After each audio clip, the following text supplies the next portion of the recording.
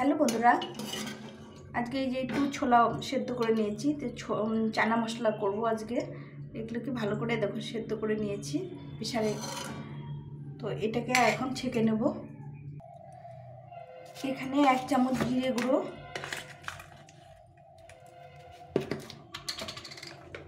আর একটু লঙ্কা গুঁড়ো,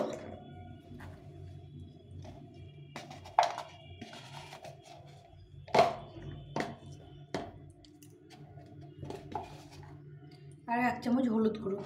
এটাকে ভালো করে মিশিয়ে নেব, একটু জল দিয়ে গুলে নেব।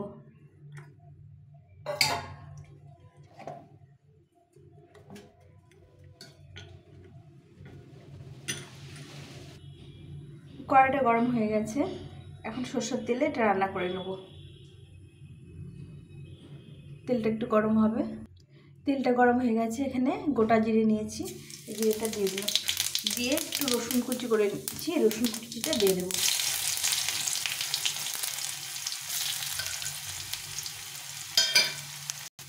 রসুনটা একটু ভাজা ভাজা হয়ে গেছে, একদম লো ফ্লেমে করতে হবে এটা।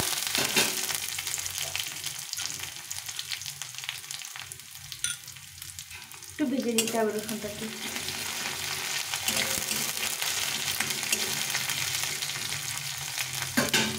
এখন এই যেখানে লঙ্কা, হলুদ আর জিরে গুঁড়ো মিক্স করে রেখেছিলাম, এটা দিয়ে দেবো।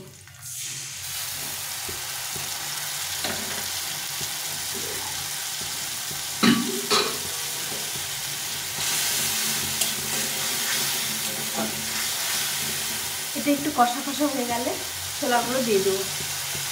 মশলাটা অনেকটা ভাজা হয়ে গেছে, এখন আমি ছোলাগুলো দিয়ে দেবো। দিয়ে এটাকে ভালো করে ভেজে নেব।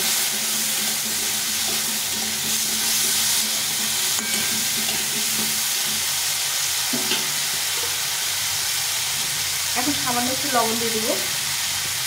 সেদ্ধ করার সময় একটু লবণ দিয়েছিলাম। এইভাবে মশলা ছোলা করে বিকেলে মুড়ির সঙ্গে বা এমনি চা খুব ভালো লাগে খেতে।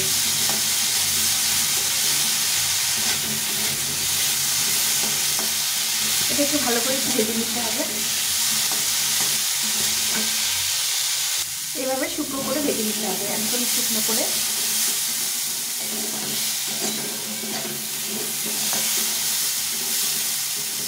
ভাজা হয়ে গেছে, একটু ঠান্ডা করে উঠিয়ে নেব।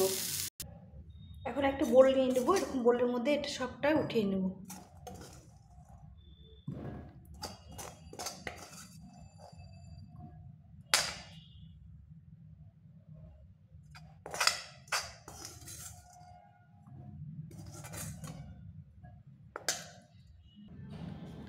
এখন আমি এই মশলা এখানে নিয়েছি, পেঁয়াজ কুচি করে নিয়েছি, শসা নিয়েছি, গাজর আর টমেটো। তো এগুলো সবগুলো এর মধ্যে এক এক করে দিয়ে দেব।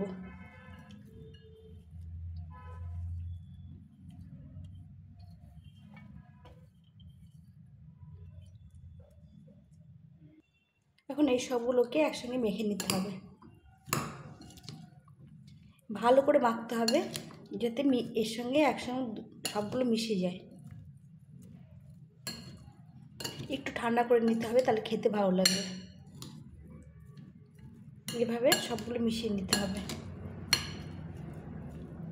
একটার সঙ্গে একটা যেন সুন্দরভাবে মিশ হয়ে যায়।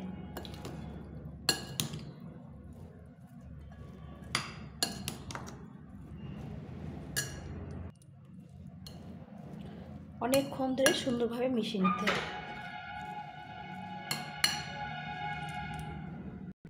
এখন এর মধ্যে দিয়ে দেবো এটি চাট মশলা। এটা হচ্ছে সানরাইজের চাট মশলা।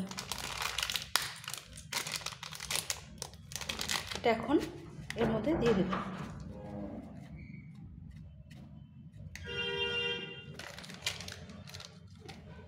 তার সঙ্গে দিয়ে দেবো একটু লেবু। লেবুর রস দিলে খেতে খুব ভালো লাগবে।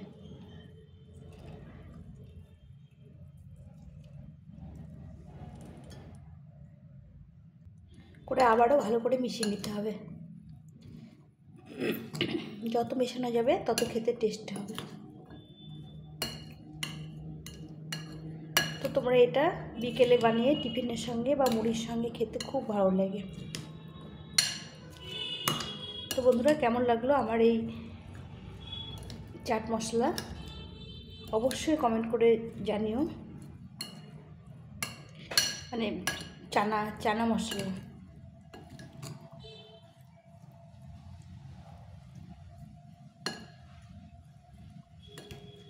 তো তোমরা আজকে বানিয়ে ফেলো এইভাবে বিকেলের টিফিনটা। এটা দিয়ে খুব হেলদি একটা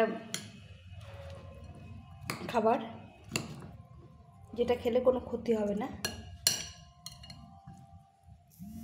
আর পেটও ভরবে।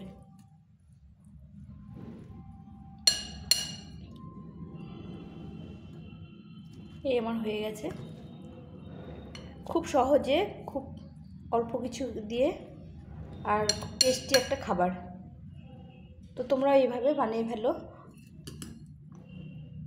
এরকম করে চাট মশলা। তো বন্ধুরা, যদি আমার রেসিপিটা ভালো লাগে তোমাদের, তাহলে অবশ্যই চ্যানেলটাকে সাবস্ক্রাইব করে পাশে থেকো। আর আমি যেগুলো রেসিপি দেবো তোমাদের সঙ্গে শেয়ার করবো, সেগুলো তোমাদের সঙ্গে শেয়ার করবো। তোমরা বন্ধুদের সঙ্গে শেয়ার করে দিও। আর সবাই ভালো থেকো, সুস্থ থেকো। তো আমার চাট মশলা কেমন লাগলো অবশ্যই কমেন্ট করে জানিও। দেখো কতটা লোভনীয় হয়েছে, খেতেও দারুণ টেস্টি হয়।